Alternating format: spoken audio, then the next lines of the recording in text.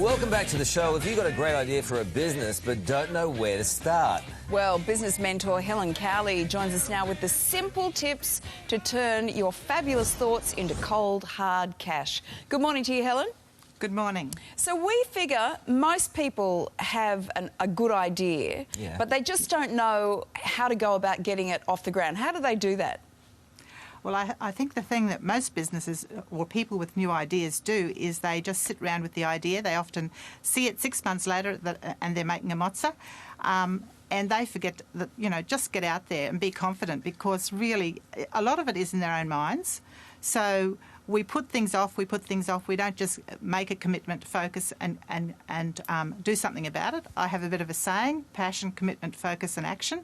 You've got to have energy to run a business, but you've got to get passionate about your product and you've got to believe in yourself and your product. OK, so you start, you've got an idea, and then what do you do with the idea, practically?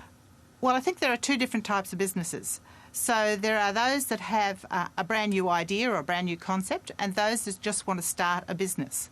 Now, if you just want to start a business, really you've got to do the research, you've got to plan.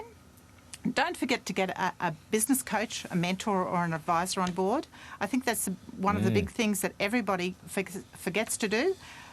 I have a mentor. The Prime Minister has advisors, but a lot of people go into business and they don't get that advice and they don't do the research and plan. What do you do? What's your advice? I mean, there'd be people out there watching right now and who wouldn't even know where to get started in terms of finding someone to give that advice to them or mentor them.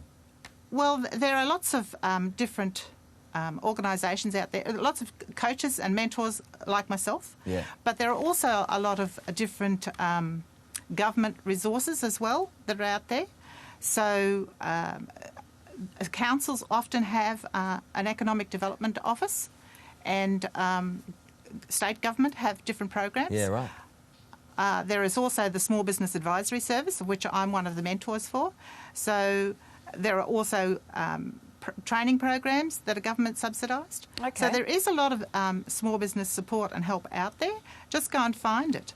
Okay, so you're wanting to create a business. How do you go from creating the business to making it a success? Oh, that takes a lot of determination, commitment. I think that you need to do a plan. And again, it depends on whether you have a product or a new service or an idea. There are lots of small businesses out there that have just started a business round the corner from somebody else that does exactly the same, but they do it so much better because they have a better marketing message, they deliver a service so much better, and they're making a mozza more than somebody just round the corner. If you've got a new idea or a new concept, have a look at IP Australia.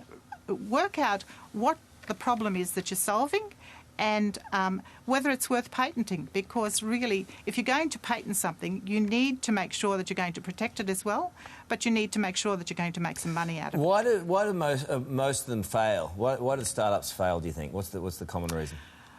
I think the biggest one is that they really...